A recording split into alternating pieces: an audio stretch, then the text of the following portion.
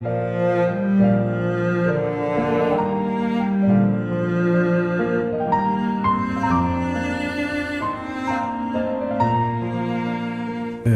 주의 성령께서 저와 여러분의 심령에 기름 부으심을 주시어 우리 주님 아버지의 뜻을 분별하고 그 뜻을 즐거워하며 행하게 하시는 놀라운 은혜를 베풀어 주시기를 바랍니다. 부족한 종에게 말씀을 증거할 기회가 주어지는 대로 성경에 나타난 대로 구원에 이른 참된 믿음의 표지들을 살펴보고 있습니다. 그리스도를 믿음으로 말미암아 은혜로 구원 곧 영생 얻은 사람들은 자기 속에 영생의 표지를 드러내게 되어 있습니다. 요한복음 5장 11절 이하에 또 증거는 이것이니 하나님이 우리에게 영생을 주신 것과 이 생명이 그의 아들 안에 있는 그것이니라. 아들이 있는 자에게는 영생이 있고 하나님의 아들이 없는 자에게는 생명이 없느니라. 내가 하나님의 아들의 이름을 믿는 너희에게 이것을 쓰면 너희로 하여금 너희에게 영생이 있음을 알게 하려 함이라. 그렇습니다. 한 사람이 죄와 허물로 죽어 있다가 하나님의 살리심 곧 그리스도를 믿음으로 말미암아 구원받게 되면 그 사람은 영생을 소유한 사람입니다.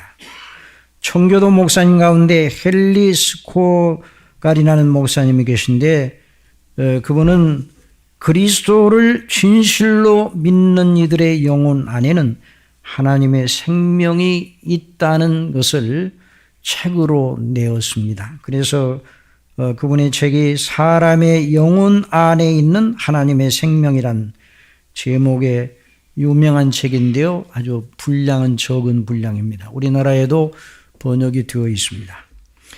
이 책이 18세기 영국의 웨슬레 목사님이나 또한 조지 휘필드 목사님에게 큰 영향을 끼쳤습니다. 특별히 조지 휘필드 목사님, 영국의 영적 부흥과 각성의 주역이 되었던 그 귀한 목사님의 회심에 결정적 영향을 주었습니다.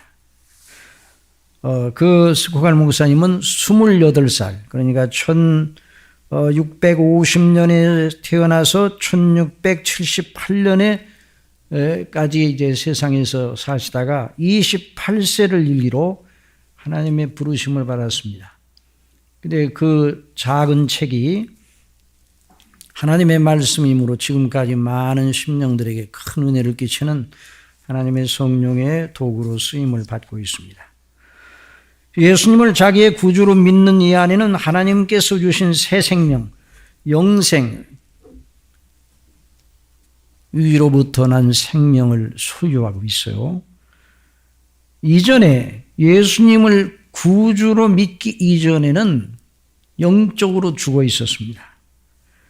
그러나 이제 그리스도 안에서 구원을 받아서 그리스도와 연합하고 하나님과 영원한 화목을 이루고 하나님과의 생명 있는 교통이 시작된 사람, 그 사람은 분명히 마음과 생각과 그 행실을 통해서 자신이 구원받은 자, 자신 속에 영생이 있음을 드러내게 되어 있습니다. 자, 그런데 오늘 본문에서 그 표지 하나를 발견하게 됩니다. 3장 11절 본문 말씀은 그 표지 하나를 우리에게 분명하게 드러내 줍니다. 전도서 3장 11절 하나님이 모든 것을 지으시되 때를 따라 아름답게 하셨고 또 사람에게 영원을 사모하는 마음을 주셨느니라. 그러나 하나님의 하시는 일의 시종을 사람으로 측량할 수 없게 하셨도다.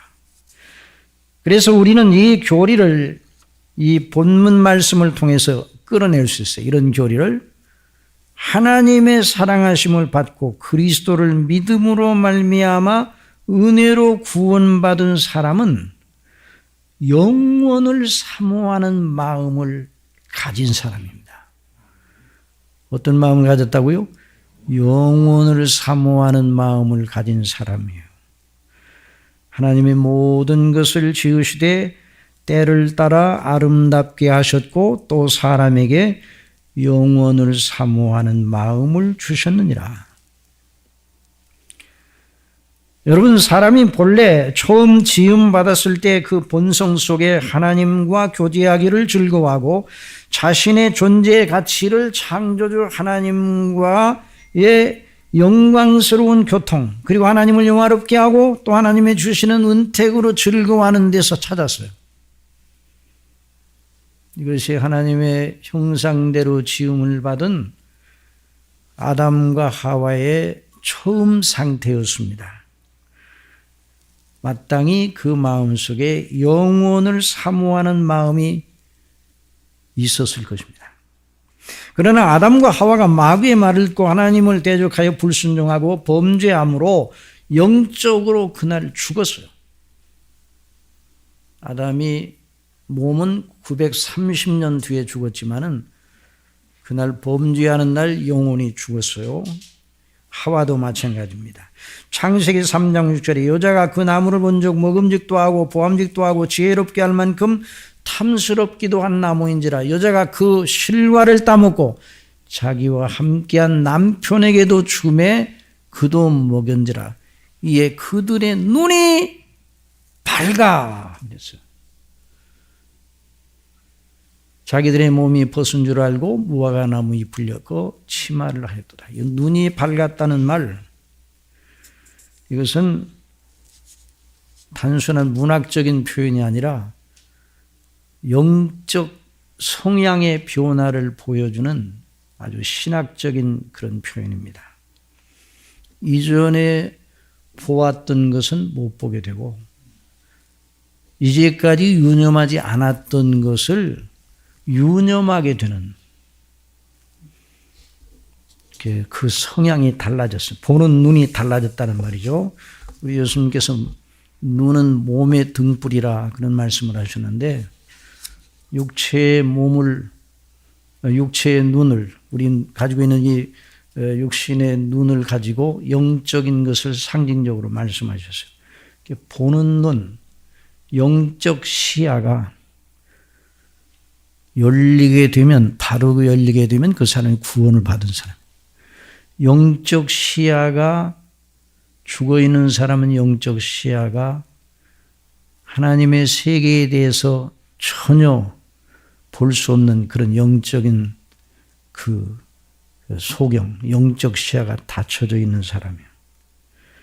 범죄 이전에 자기를 지으신 창조주 하나님의 형상을 따라 지은받은 자답게 하나님을 즐거워하였어요. 아담과 하와가. 물론 창세기 3장에 그와 같은 대목이 나와 있는 건 아니지만은 하나님의 형상대로 지음을 받았다는 그 말씀 속에서 우리는 그걸 충분히 유추해낼 수 있어요. 그래서 에덴 동산, 하나님께서 지으신 에덴 동산은 아담과 하와를 위한 아주 복되고 영광스러운 아름다운 동산이었는데 그들의 거처였는데 사실 하나님께서 에덴 동산을 지으신 것은 하나님께서 그곳에 강림하셔서 그들과 아름다운 교통을 하는 거룩한 처소로 그 에덴 동산을 마련해 주셨던 것입니다. 그런데 범죄하니 그 마음의 성향이 달라졌어요. 하나님과 교제하는 것을 즐거워하던 사람이 싫어하게 되었어요. 여러분, 오늘날 인생들의 모든 상태, 자연 본성대로 있는 사람들의 상태, 하나님을 얼마나 미워하고 싫어하는지 하나님의 존재 자체를 부인합니다. 하나님이 주신 모든 좋은 걸 누리면서도 하나님의 존재를 부인을 해요. 하나님 생각하는 것을 싫어해요. 여러분, 전도를 할 때 예수님 믿으세요, 하나님을 믿으세요 그럴 때 얼마나 사람들이 그 말을 싫어하는지 알 수 있어요. 우리도 이전에 예수님을 믿기 전에, 구원받기 전에 상태가 그러해서 사람들 가운데서 그렇게 하나님을 싫어하는 그런 마음의 상태 때문에 믿지 아니하는 사람들에게 있어서 가장 사람이 해서는 안 되는 일은 성경대로 하나님과 예수님을 믿는 일이에요. 사람이 이 땅에 살면서 해서는 안 되는 제1순위가 예수님을 성경대로 믿는 걸 그렇게 여기고 있어요. 그러니까 창세기 3장 8절에 그들이 날이 서늘할 때 이제 범죄한 이후에 동산에 거니시는 여호와 하나님의 음성을 듣고 아담과 그 아내가 여호와 하나님의 낯을 피하여 동산 나무에 숨은지라. 그리고 그들의 성향은 그들의 모든 후손들 인류 전체의 본성에 유전이 되었어요. 그래서 모든 인생들 그냥 그대로 내버려 두면 저나 여러분도 마찬가지였어요. 하나님께서 저와 여러분을 구원하지 아니하고 그냥 내버려 두었으면 하나님의 진노 아래서 살다가 영원한 지옥 형벌로 들어갈 수밖에 없었습니다. 로마서 1장 18절에 하나님의 진노가 불의로 진리를 막는 사람들의 모든 경건치 않음과 불의에 대하여 하늘로조차 나타나나니 이는 하나님을 알만한 것이 저희 속에 보임이라. 하나님께서 이를 저희에게 보이셨느니라. 본성 속에 하나님의 알만한 것을 넣어주셨음에도 불구하고 하나님을 싫어해요. 창세로부터 그의 보이지 아니하는 것들과 그의 영원하신 능력과 신성이 그 만드신 만물에 분명히 보여 알게 되나니 그러므로 저희가 핑계치 못할지니라. 하나님을 알되 하나님을 영화롭게도 아니하며 감사치도 아니하고 오히려 그 생각이 허망해지며 미련한 마음이 어두워졌나니 논리적으로 하나님이 계시다는 것을 인정하지 않을 수 없어요. 논리적으로 무신론자는 있을 수가 없어요. 논리적으로는 반드시 하나님이 계셔야 돼요. 철학자들도 유신론정을 통해서 절대자가 있어야 할 논리적 필연에는 도달을 했어요. 그런데 철학의 메카라고 하는 헬라의 아덴에 가보니까 우상이 가득해요. 우상이. 전도성에 사도 바울이 분이 났어요. 그러니까 논리적으로 무신론자는 없어요. 그런데 실제적으로 무신론자로 가득 찼어요. 성향 때문에 그 성향은 철학으로도 바꿀 수 없어요. 도덕으로도 바꿀 수 없어요. 인간은 수양하고 돌을 닦아도 바뀔 수가 없어요. 그래서 그들이 하나님을 알되 하나님 영원롭게도 아니하며 감사치도 아니하고 오히려 그 생각이 허망해진 미련한 마음이 어두워졌나니 스스로 지혜에 따라 우준하게 되어 썩어지지 아니하는 하나님의 영광을 썩어질 사람과 금수와 버러지 형상의 우상으로 바꿨느니라. 이게 저와 여러분의 그리스도 이전, 그리스도 밖에 있을 때의 본 모습이에요. 또한 저희가 마음에 하나님 두기를 싫어하며 하나님 생각하는 것을 아주 싫어해요. 하나님께서 저희를 그 상실한 마음대로 내어버려 두사 합당치 못한 일을 하게 하셨습니다. 어떤 사람이 왜 하나님이 계시면 세상이 이 모양이냐 이렇게 말하는데 하나님이 계시니까 그 정도예요. 하나님께서 여전히 주장하시니까 그 악한 인생에도 불구하고 세상이 유지가 되는 거예요. 그런데 영적으로 상실한 마음대로 내어버려 두사 악이 창궐한 이 세상의 상태를 그대로 놔두시는 거예요. 물론 하나님이 가지고 계신 계획이 있는 거죠. 곧 모든 무리, 추악, 탐욕, 악의가 가득한 자요, 시기, 살인, 분쟁, 사기, 악독이 가득한 자요, 수군수군하는 자요, 비방하는 자요, 하나님을 미워하시는 자요, 능욕하는 자요, 교만한 자요, 자랑하는 자요, 악을 도모하는 자요, 부모를 거역하는 자요, 우매한 자요, 배역하는 자요, 무정한 자요, 무자비한 자라. 저희가 이 같은 일을 행하는 자는 사형에 해당하다고 하나님의 정하심을 알고도 자기들만 행할 뿐 아니라 또한 그 일을 행하는 자를 옳다 하느니라. 그러니까 사람을 본성대로 자연 그대로 두면 결국요 고상하게 먹고 고상하게 마시고 고상한 집에 살면서 만물보다 심히 부패한 것이 사람의 마음이라고 그랬어요. 그래서 결국 본능대로 행하는 짐승만도 못한 일을 하는 게 인생이에요. 아니 하나님께서 주신 모든 좋은 것들을 누리면서 하나님이 안 계시다고 부인하는 것 자체가 죄악 중에 죄악이에요. 그래서 영원한 지옥 형벌로 들어가게 되어 있었어요. 그러나 하나님께서 긍휼에 풍성하셔서 불쌍히 여기셔서 우리를 영원전부터 사랑하셔서 그 택하신 백성들을 구원하실 뜻을 세우시고 그 아들 예수 그리스도를 이 땅에 보내사 구원하셨어요. 속량해 내셨어요. 죄의 값을 치르게 하시고 대신 죽게 하시고 다시 사시어 그리스도 예수를 믿는 자로 하여금 영원히 살도록 이런 놀라운 일을 하셨어요. 여러분, 하나님께서 저와 여러분을 위해서 그리스도 예수님 안에서 행하신 일로 인하여 늘 기뻐해야 합니다. 그것 때문에 우리가 숨쉬고 살아갈 의미가 있는 거예요. 그래서 그리스도 은혜로 값없이 죄의 용서와 의롭다 하심을 받아 구원을 받게 되어 하나님의 자녀가 되면 우리 안에 보혜사로 내주하기 시작하신 성령님으로 말미암아 여기 오늘 전도서에 있는 말씀대로 영혼을 사모하는 마음을 가지게 됩니다. 이게 이제 구원받은 사람의 표지예요. 저와 여러분이 구원받은 사람이라면 바로 이 마음이 반드시 있어야 합니다. 영혼을 사모하는 마음을 가져야 구원받는다는 말이 아니라 구원받으면 그런 마음을 갖게 된다 이 말이에요.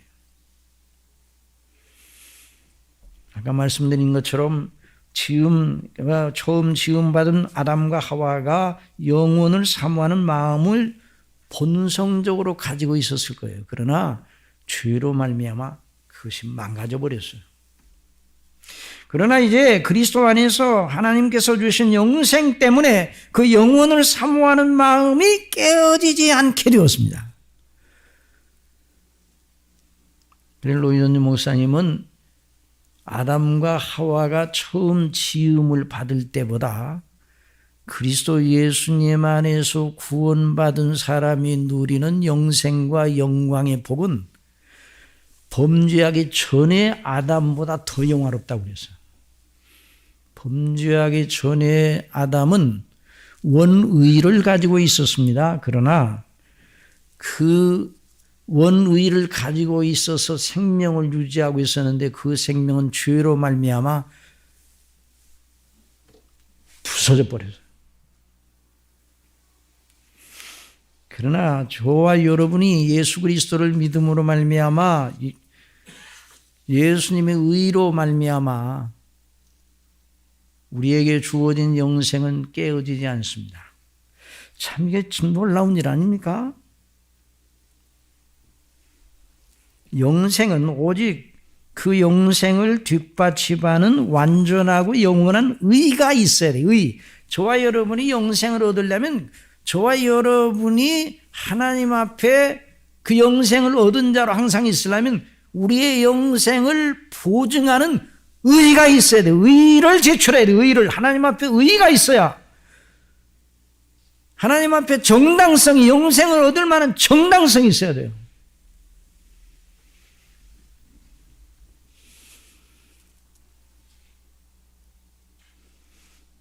의는 뭡니까? 하나님께 완전한 의.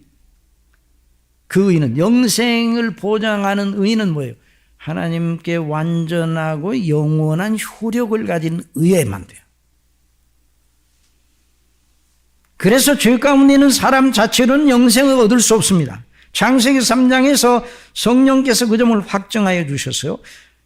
창세기 3장 22절 여호와 하나님이 가라사대 보라 이 사람이 선악을 하는 일에 우리 중 하나같이 되었으니 그가 그 손을 들어 생명나무 실과도 따먹고 영생할까 하노라 하시고 여호와 하나님이 에덴 동산에서 그 사람을 내어보내어 그의 근본된 토지를 갈게 하시니라. 이같이 하나님이 그 사람을 쫓아내시고 에덴 동산 동편에 그룹들과 두루 도는 화염검을 두어 생명나무의 길을 지키게 하시니라. 그러니 어느 누구도 자력으로 영생을 얻을 사람이 한 사람도 없습니다. 그들 아담과 하와는 하나님의 금령을 어김으로 의를 상실하고 죄 때문에 죽었어요. 그러니까 아담의 모든 후손들은 스스로 의를 행하여 선을 행하여 영생을 얻을 사람이 한 사람도 없습니다. 하나님 앞에 영생을 얻으려면 영생의 조건, 완전한 의, 영원한 효력을 가진 의가 있어야 영생을 얻는 것이죠.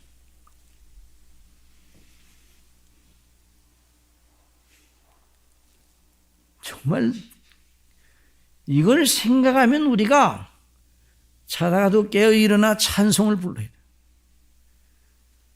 저와 여러분의 영생을 보장하는 완전하고 영원한 효력을 가진 의를 우리 주님께서 이 땅에 오셔서 마련하셨습니다.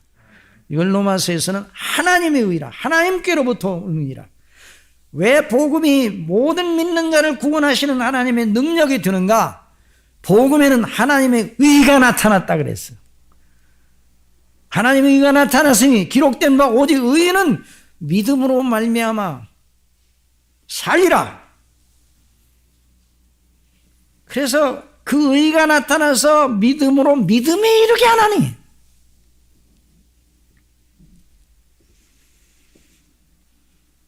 저와 여러분이 예수님의 영원한 의, 완전한 예수님의 순종을 기반으로 한 생명이 우리에게 주어졌어요. 그래서 우리가 받은 영생은 정말 확정적인 겁니다. 저와 여러분이 아무리 허물이 많아도, 죄가 많아도, 여러분, 저와 여러분이 각자가 생각하면 우리가 대단한 존재입니까? 대단한 존재가 아닙니까? 우리 각자가 우리 자신을 볼 때.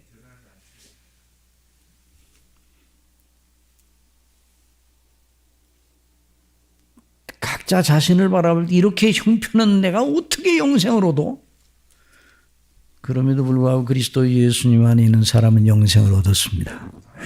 이게 놀라운 복음. 이건 깨어지지 않는 거예요. 왜? 그리스도의 완전한 의 때문에. 그래서 로마서 5장 18절, 그런즉 한 범죄, 아담의 범죄로 많은 사람이 정죄에 이른 것 같이 의의 한 행동, 그리스도의 완전한 순종으로 말미암아 많은 사람이 의롭다 하심을 받아 생명에 이르렀느니라.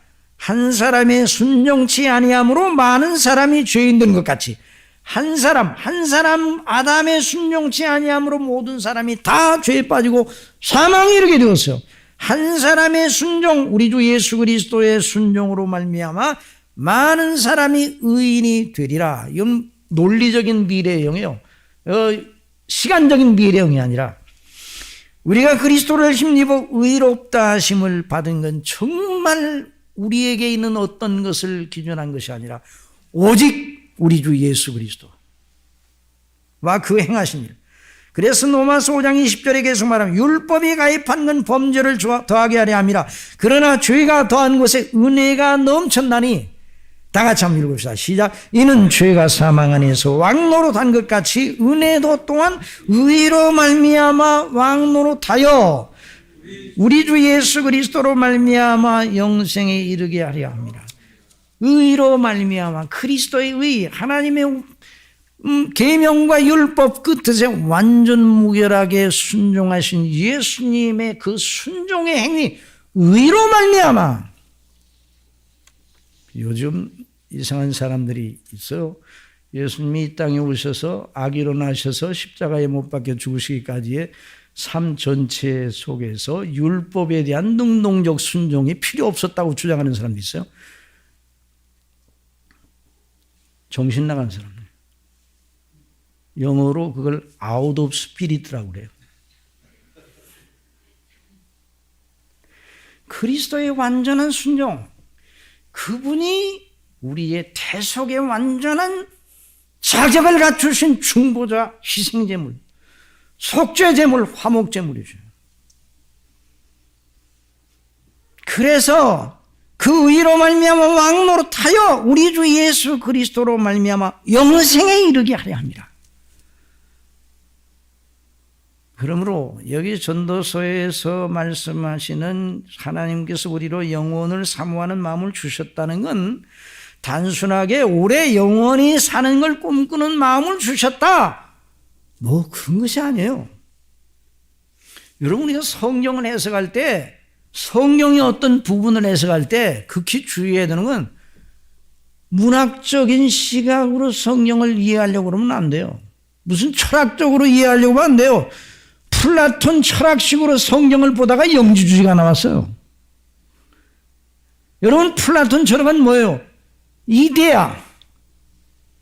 장미꽃이 있는데 우리가 보는 장미꽃은 진짜 장미꽃이 아니라는 거예요. 눈에 보이지 않은 장미꽃으로 장미꽃 되게 하는 이데아가 있다는 거예요. 상당히 고상해 보여요. 그게 허무맹랑해요. 완전히. 실체가 없는 거예요. 그런 식으로 성경을 보니까 육체의 부활도 예수님의 육체적으로 이 땅에 강림하신 것도 부인하고 영으로 오셔. 가연적으로 몸을 입은 것처럼 보였다는 거예요. 그래 철학적으로 보니까 그렇게 되는 거예요. 성경을 철학적으로 보면 안 돼요. 성경을 어떻게 봐야 되는가? 성경을 성경으로 봐야 됩니다. 성경을 성경으로 해석해야 됩니다. 이 진리를 발견하는 데 1000년 걸렸어요. 중세 시대 로마 캐토릭이 중세 1000년 동안 성경으로 성경을 해석해야 된다는 거, 이건 너무 당연한 거 아니에요? 성경을 문학으로 해석합니까? 인문학으로 해석합니까? 요즘 인문학을 뭐 해둔다고. 인문학으로 해석해요? 아리스토텔레스, 플라톤으로 해석해요? 아니요. 성경은 성경으로 해석해야 돼요. 전도서는 뭘로 해석해야 되는가? 다른 모든 성경의 65권, 전도서 빼고 다른 책으로 전도서를 봐야 돼요. 전도서를 그렇게 해석을 안 하면 전도서가 허무주의 문학책임처럼 보여요. 전도서는 복음을 증거하는 구약 설교자, 전도자 솔로몬이 왕이었는데 솔로몬한테 제가 물어봤어요. 솔로몬 임금님 하던 게 더 좋았습니까? 전도서, 잠언, 아가서를 기록하면서 전도자 역할을 한 걸 더 잘했습니까? 그랬더니 솔로몬 임금님이 대답을 하시더라고요. 왕은 다 지나가는 거지만 그 전도자 역할을 하는 그 말씀이 영원하다고. 하나님의 말씀이기 때문에. 이런 말씀을 했으면 제가 무슨 신비적으로 뭘 들었다는 얘기 아니라. 그러니까 여기 영원을 사모하는 마음을 주셨다는 이 말은 무슨 말, 영원히 아버지 뭐 꿈꾸듯이 뭐 영원을 사모하는 마음, 앞으로 우리 뭐 내세에 뭐 영원한 뭐가 있어요. 막연하게 생각하는 그걸 말하는 게 아니에요. 우리가 흔히 육체의 본성의 성향대로 영생도 그저 우리 자신이 영원히 즐겁게 존재하는 것만 국한시켜 생각하려는 경향이 있어요. 그러다가 내세를 생각하다가 한참 생각하다가 아주 완전히 안개 속으로 빠져들어가는 것처럼 생각이 묘연하게 돼요. 우리가 죽은 다음에 어떻게 될까? 그런 식으로 내세의 영원함을 생각하는 일은 예수님 밖에 있는 사람들도 합니다. 그러다가 영원한 미로에 빠져버리고 마는 거예요. 여기 그리스도인의 영혼을 사모하는 마음, 전도서를 통해서 그 말씀을 통해 주시는 영혼을 사모하는 마음, 영원한 소망은 막연하게 우리 나름의 상상의 나래를 펴서 그런 마음을 가지게 될 것이라는 것이 아니에요. 저 여러분이 죽으면 영원의 바다에 혼자 내던져집니까? 물론 멸망당하는 사람은 영원한 무저갱에 하나님의 심판을 받아 던져집니다. 그러나 우리의 영원한 영광의 소망은, 구원받은 사람은 하나님께서 우리를 그리스도 안에서 구원하시어 맹세로 확증하여 주신 소망입니다. 저와 여러분을 구원하신 하나님의 행사가 너무 확실한 거예요. 하나님이 맹세하셨어요. 누구의 이름을 걸고 맹세하셨어요? 하나님은 하나님보다 더 높은 분이 안 계시기 때문에 하나님 자신을 두고 맹세하셨어요. 아브라함의 믿음과 소망을 주시어 아브라함이 믿음과 소망을 가지고 하나님을 섬기고 즐거워했는데 예수님이 오실 때에 되어질 일을 멀리서 보고 즐거워했다고 그랬어요. 그러니까 구원의 놀라운 은혜로 즐거워하여 자기를 구원하신 하나님을 영원토록 찬미하는 기쁨의 아브라함이 겨웠어요. 그래 히브리서 6장 16절 사람들은 자기보다 더 큰 자를 가리켜 맹세하나니 맹세는 저희 모든 다투는 일의 최후학적이니라. 하나님은 약속을 기업으로 받은 자들에게 그 뜻이 변치 아니함을 충분히 나타내시려고 그 일의 맹세로 보증하셨나니 이는 하나님이 거짓말을 하실 수 없는 이 두 가지 변치 못할 사실을 인하여 앞에 있는 소망을 얻으려고 피하여 가는 우리로 큰 안위를 받게 하려 하십니다. 우리가 이 소망이 있는 건 영혼의 닷 같아서, 배가 정박할 때 닻을 내리잖아요. 영혼의 닷 같아서 튼튼하고 견고하여 휘장 안에 들어가니 우리로 그리로 앞서가신 예수께서 멜기세덱의 반차를 쫓아 영원히 대제사장이 되어 우리를 위하여 들어가시느니라. 그러니까 영혼을 사모하는 마음은 그저 막연하게 영혼을 그냥 그려보는 그런 마음이 아니에요. 저와 여러분이 이 세상에 살 때나 영원한 세계의 아버지의 집에 가게 되는데 언제나 우리 자신을 혼자 띄어서 생각하지 말아야 돼요. 그 사람들은 본성적으로 저와 여러분도 믿음으로 늘 행해야 되는데 그렇지 못하고 육체에 빠지게 되면 항상 우리 자신을 혼자 띄워놓고 생각해요. 그러니까 혼자 띄워놓고 생각하다가 또 다른 것과 연구 안 시키는데 사람과 피조물 그 사이에 왔다 갔다 하는 거예요. 이게 죄악의 특성이에요. 죄의 본성은 항상 나 혼자, 우주가 나 중심으로 움직였으면 좋겠어요. 나만 있고 하나님도 이웃도 없어요. 이게 죄성이에요. 이거 육체의 성향입니다. 거기서 온갖 탐심이 자리하는데 세상 전체를 그 사람이 소유로 만들어줘도 만족함이 없어요.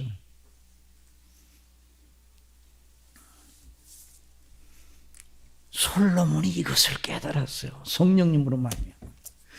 솔로몬처럼 충만한 풍부한, 솔로몬처럼 맛보고 싶고 가져보고 싶고 높아지고 싶고 해보고 싶은 일을 다 해본 사람이 어디 있습니까?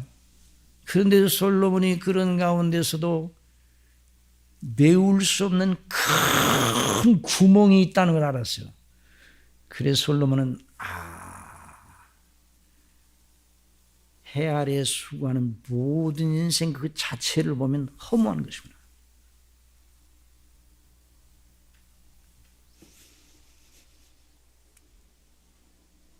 우리를 죄와 파멸의 무적행에서 건져 올리사 영원한 만석 그리스도 안에 두신 하나님 아버지를 우리는 찬미해야 됩니다.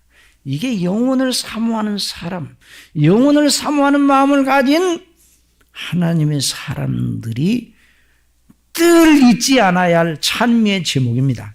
우리 주 예수 그리스도께서 아버지의 뜻을 따라 우리를 위하여 대속의 놀라운 피를 흘리시고 다시 사신, 그리고 하나님 우편에서 우리를 위해서 기도하시고 또다시 때가 되면 오실 그 주님을 찬미해야 됩니다.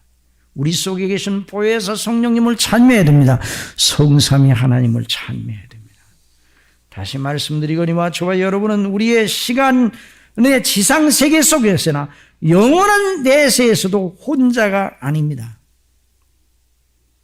어떤 처지에서도 현재나 영원한 세계 속에서나 임마누엘 하나님 우리 주 예수 그리스도와 연합하여 성령님과 함께 아버지 하나님 앞에 영원히 있습니다. 그래서 우리의 영원한 거처는 그리스도 안이에요. 누구 아니라고요? 우리의 영원한 거처는 하나님 앞이에요. 아버지 앞이에요. 우리의 영원한 거처는 성령의 인도하심이에요. 그래서 성삼위 하나님의 영광의 그 임재 속에 저와 여러분의 영원한 거처가 있어요. 아버지의 집에 간다는 것이 그냥 막연하게 거기 가면 뭐 황금보석 걸리고, 황금보석 깔렸는데 예수님이 없다고 그러면 그건 천국이 아니에요. 거기에 하나님 성삼위의 영광이 충만하고 하나님의 임재의식이 충만하고, 그래서 이 모세는 그렇게 말했습니다. 모세는 시편 90편에서 주여 주는 대대 우리의 거처가 되셨나이다. 산이 생기거든 땅과 세계도 주께서 조성하시기 전 곧 영원부터 영원까지 주는 하나님이신다. 그리고 또 시편 40편 1절에 다윗을 통해서 내가 여호와를 기다리고 기다렸더니 귀를 기울이서 나의 부르짖음을 들으셨도다. 나를 기가 막힐 웅덩이와 수렁에서 끌어올리시고 내 발을 반석 위에 두사. 이 반석이 누군가? 반석이 누구예요? 그리스도셔요. 내 걸음을 견고케 하셨다. 새 노래 곧 우리 하나님께 올릴 찬송을 내 입에 두셨으니 많은 사람이 보고 두려워하여 여호와를 의지하려. 그러니 하나님 성령께서는 솔로몬을 인도하시어 하나님께서 구원하신 자들에게 영혼을 사모하는 마음을 주셨다 하신 것입니다. 그러니 그리스도 안에서 택하심을 받고 그 피로 속량을 받고 속량하심을 받고 죄 용서를 받고 의롭다 하심을 받은 하나님의 자녀인 저와 여러분의 영원한 소망과 구원의 확신을 가리켜 영원을 사모하는 마음이라고 표현한 겁니다. 그걸 그렇게 이해를 해야 돼요.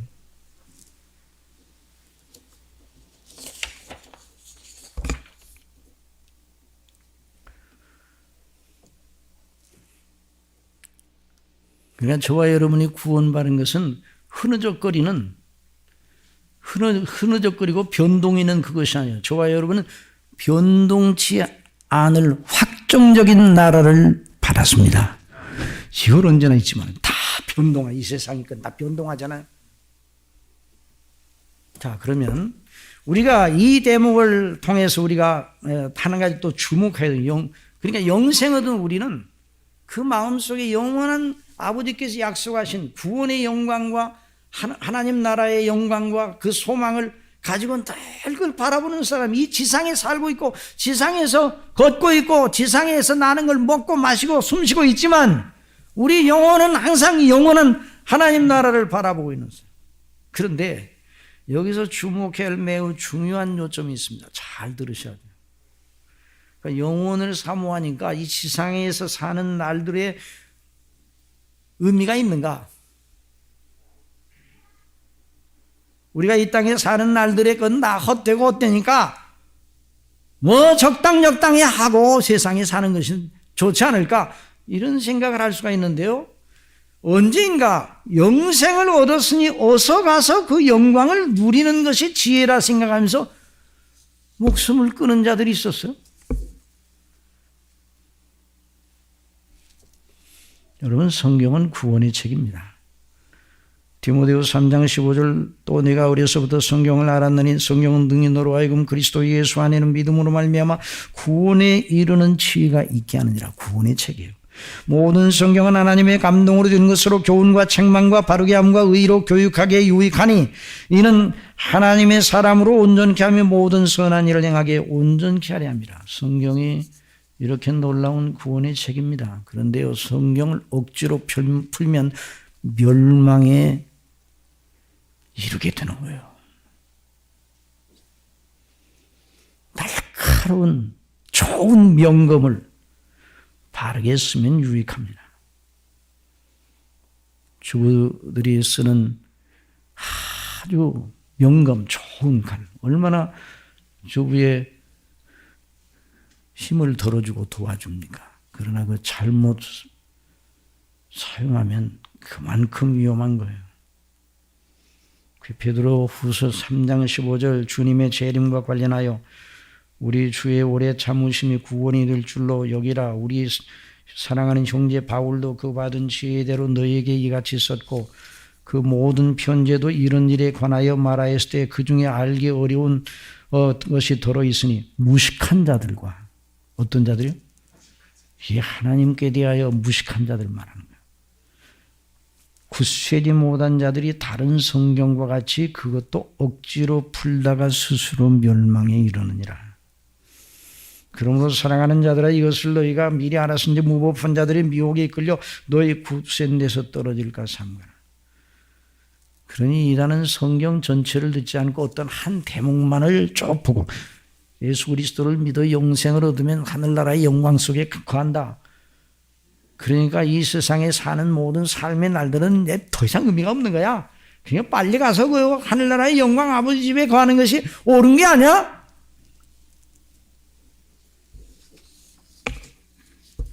성경 부분에 집중하여서 자기들 교리를 만들고 그걸 신봉하며 거기에 자신을 던지는 사람들이 이단들이에요. 이단은 멸망에 가증한 것을 전하는 사람들.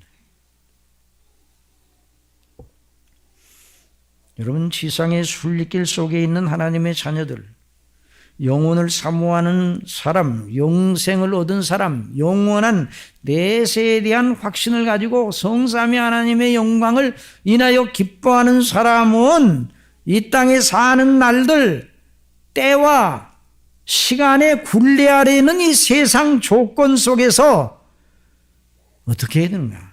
이 모든 날들이 의미가 없는가? 결코 아닙니다. 이 세상 시간 세계 한시성을 가진 지상의 생애들의 날들이 무의미하지 않은 절대 이유는 영원한 세계의 주인이신 하나님께서 여전히 통치하시는 곳입니다. 이 날들이, 저와 여러분에게 주어진 날들이 하나님의 통치 아래 있습니다. 그러니까 하나님께서 영원 세계도 지으시고 시간 세계도 지으셔 통치하시는 거예요. 이 사실 속에 우리가 함부로 할 수가 없는 거예요.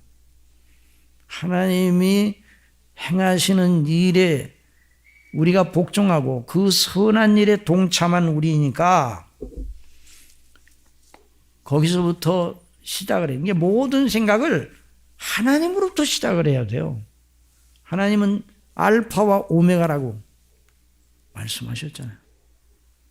처음과 끝이에요. 우리의 생각의 시작과 우리의 생각의 결론을 늘 하나님으로부터 시작해서 하나님으로 끝나요. 태초에 하나님이 천지를 창조하시니라.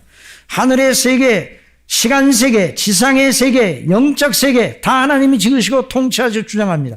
그러니 우리 편에서 시간 세계를 이해하면 안 되는 거죠. 하나님께서 그 예정하신 뜻을 이루심으로부터 시간 세계를 이해해야 됩니다. 세상에 속한 자들은 그렇게 이해하지 않습니다. 세월이 덧없이 흘러가는 허무감에 젖어서 그런 문학 작품들이 얼마나 많습니까? 그리고 슬퍼. 인간이 슬퍼요, 슬퍼. 누구는 사슴을 향하여 모가지가 길어서 슬픈 짐승이라는데 사슴은 그런 거 몰라요. 인간들이 슬픈 존재예요. 그러니까 하나님 없는 인간들은 슬픈 존재예요. 그러니까 결국 인간은 마지막 울다가 생애를 마치는 거예요. 비참하게 울다가.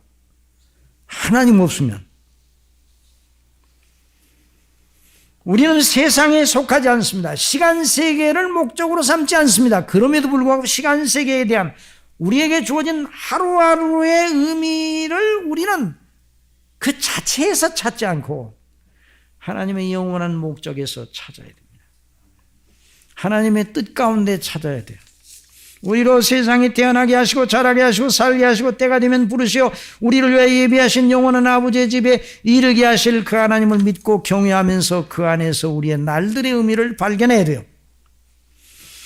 여기 솔로몬으로 하여금 성령께서는 하나님의 통치 아래에 있는 때와 영원의 관계를 아주 놀랍게 표현을 하고 있어. 이 대목을 읽으면서도 많은 사람들이 한숨을 푹푹 쉬면서 읽어요. 왜 그런가 하니 아이고 날 때가 있었으니까 죽을 때도 있겠구만 앞으로. 아이고 그런 뜻이 아니에요. 이 대목은 천하의 범사에 기한이 있고 누가 그렇게 만드셨어요? 하나님께서. 모든 목적이 이룰 때가 있나니 그러니까 천하의 모든 날들은 하나님이 정하신 목적을 향하여 그 날들이 주어지는 거예요. 오늘도 해가 떴습니다. 하나님이 정하신 목적을 위해 해가 떴어요. 날 때가 있고 죽을 때가 있으면 심을 때가 있고 심는 것은 뽑을 때가 있는 거예요. 이거 누가 주장해? 때를 누가 주장하신다고요? 하나님이 주장하셔요. 우리가 날 때가 있었고 어릴 때가 있었고 청년의 때가 있었고 중년 노년의 때가 있어요. 그리고 죽을 때가 있어요. 이거 누가 주장하시는가? 하나님이 주장하셔요.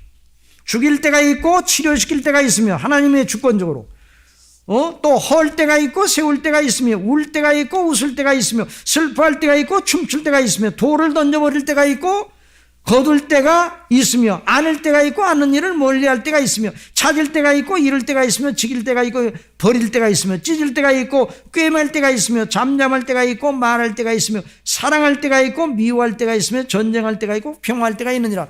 자, 이런 모든 그 한시적인 그 가변적인 세상이에요. 그러니까 그 날들 자체에서 일어나는 나타난 것들로만 보면 허무주의에 빠질 수밖에 없어요. 왜냐하면 어느 것도 영원한 게 없거든요. 이 세상에 다 지나가 버려요.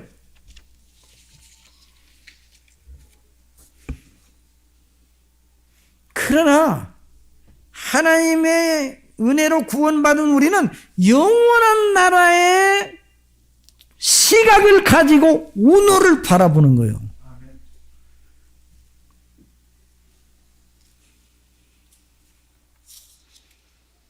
그래서 솔로몬은 때와 영원을 주장하시는 하나님 없는 인생의 수고의 헛됨을 3장 9절 10절에서 말합니다. 다 같이 읽어봅시다.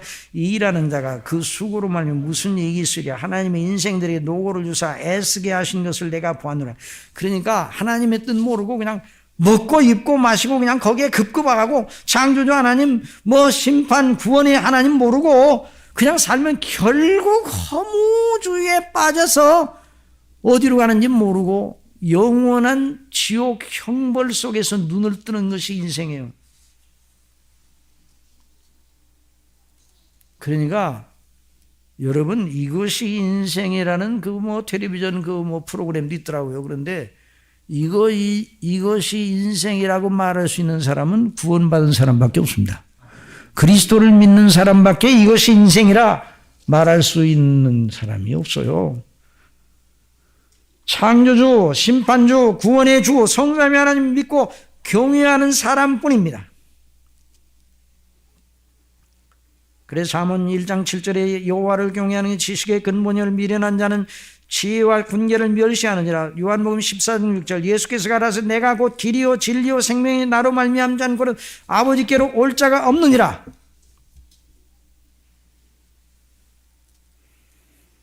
그러니까 성령께서 솔로몬으로 하여금 시간세계의 한시성을 가진 지상생의 의미를 영원한 아버지의 뜻 속에서 찾을 걸 당부하셨습니다.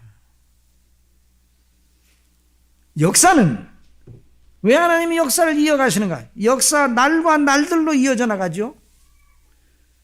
그런데 왜 그렇게 하시는가? 영원한 아버지의 작정하신 뜻을 이루시기 위해서 하루하루가 존재하는 거예요. 그러니까 이 시간세계의 역사와 영혼세계가 무관하에 따로 떨어져 이렇게 단절되어 있는 게 아니에요. 시간세계와 영혼세계가 이때에 있음을 여러분 믿으시기 바랍니다. 이때에 있어.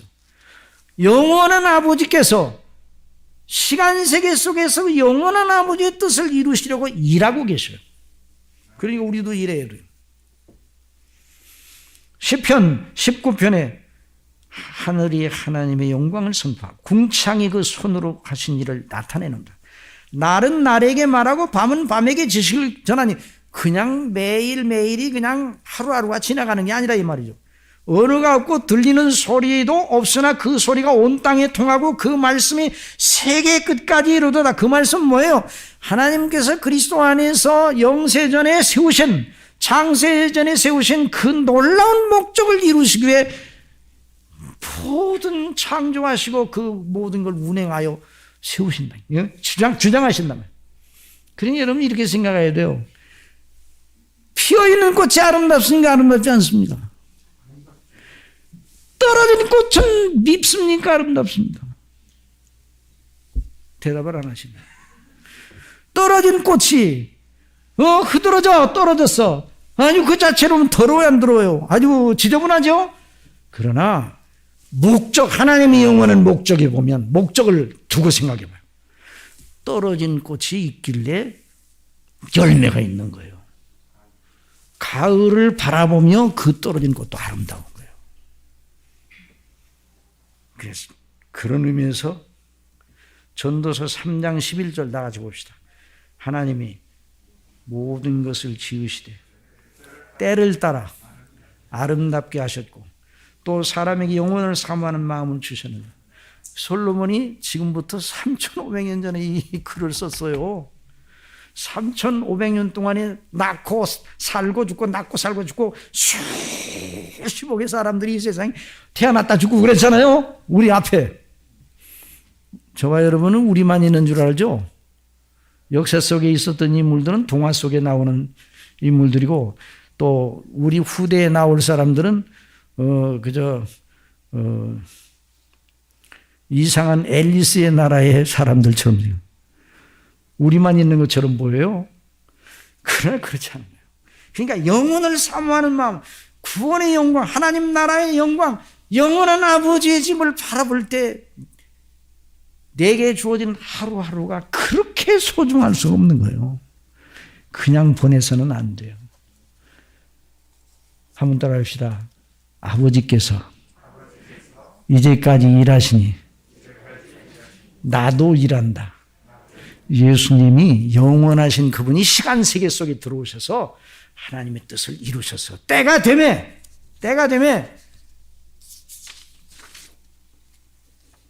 갈라디아 4장 4절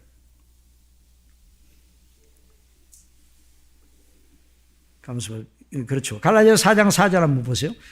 때가 참에 하나님이 그 아들을 보내사 여자에게서 나게 하시고 율법 아래 나게 하시고 율법 아래 있는 자들을 속량하시고 우리로 아들의 명분을 얻게 하려 하십니다.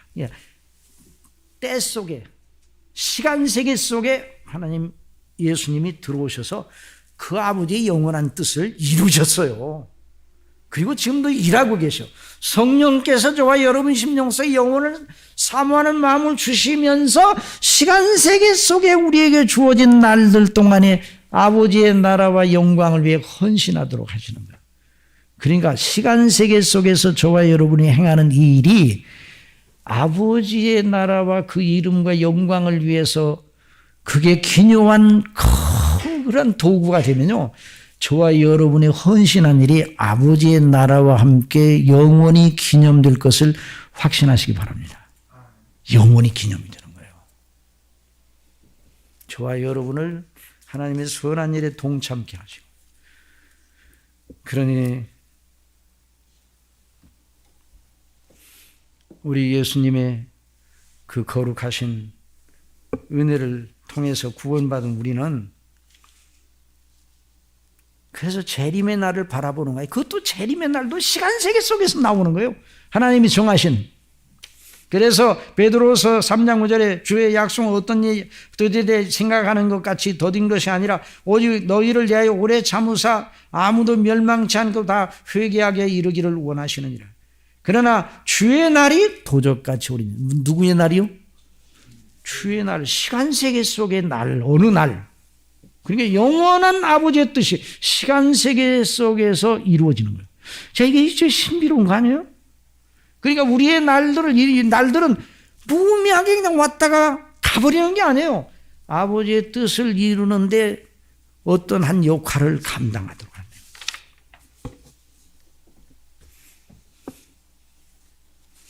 시간이 많이 지나가서 사랑하시는 여러분, 저와 여러분은 구원의 놀라우신 은혜를 받은 하나님의 사람들로 영혼을 사모하는 마음을 가지고 있습니다. 우리의 사상, 우리의 행사가 영원한 의미를 가져야 돼요. 여러분은 확신하시기 바랍니다. 주의 뜻을 순종하면 그것이 영원한 가치가 있음을 믿으시기 바랍니다. 주의 뜻을 순종하면. 이 세상도 다 지나가요. 그래서 육신의 정욕, 이생의 자랑 이런 것도 다 지나가 버린다고 그랬잖아요. 그러나 아버지의 뜻을 행하는 이는 영원히 있느니라 그런 말씀에서 그의 말씀은 저버려 합니다. 우리의 지금까지 모든 날들이 아버지의 거룩하신 은혜 속에 복되고 영광스러운 그 아버지의 행사가 진행된 날들이었습니다. 앞으로 오는 우리의 날들도 그리할 줄 믿습니다. 그래서 영원을 사모하는 마음을 가지고 믿음으로 하나님께 아버지께 영광을 돌리고 그리스도 안에서 보혜사 성령님의 인도하심을 따라 말씀에 순종하는 그런 날들이 되도록 은혜를 주실 줄 믿습니다. 내년에도 이와 같은 은혜를 주실 줄 믿습니다. 그래서 우리 전도서 3장 11절 말씀부터 14절 말씀까지 같이 읽고 끝나겠습니다. 자, 시작. 하나님이 모든 것을 지으시되 딸을 따라 아름답게 하시고 또 사람에게 영혼을 사모하는 마음을 주셨느니라. 그러나 하나님의 하시는 일의 시종을 사람으로 측량할 수 없게 하셨다. 사람이 사는 동안에 기뻐하며 선을 행하는 것보다 더 나은 것이 없는 줄. 여기서는 하나님이 기뻐하시는 사람마다 먹고 마시는 것과 수고함으로 낙을 누리는 것이 하나님의 선물인 줄을 또한 알았도다. 무릇 하나님의 행하시는 영원히 있을 것이라. 더 할 수도 없고 덜 할 수도 없나니 하나님이 이같이 행하시면 사람으로 그 앞에서 경외하게 하리라 하심인 줄을 내가 알았도다. 아멘. 아버지 하나님, 죄와 허물로 영원한 아버지의 진노를 받아야 할 저희를 어떻게 그렇게 사랑하셔서 우리 주 예수님 안에서 구속하시고 성령님으로 인치사 거듭나게 하셔서 믿음으로 말미암아 그리스도 안에서 죄 용서받고 의롭다 하심을 받고 하나님의 자녀가 되어 아버지의 영원한 나라를 물려받게 하셨는지 그 은혜 너무나도 신묘만치겁니다. 아버지 하나님, 오늘 말씀을 통해서 주신 대로 우리가 이 땅에 살고 있지만 영원을 사모하는 마음을 주셨으니 그 영원한 아버지의 나라와 목적을 늘 바라보며 오늘 아버지께서 우리에게 주신 하루하루의 날들 아버지께서 기뻐하시는 선을 행하며 믿음으로 소망 중에 즐거워하며 순종하는 저희들이 될 수 있도록 보혜사 성령님이셔 우리 속에서 늘 역사하여 주실 줄 믿습니다. 새해에도 이와 같은 놀라운 은혜로 함께하여 주옵소서. 예수님의 이름으로 기도드리옵나이다. 아멘.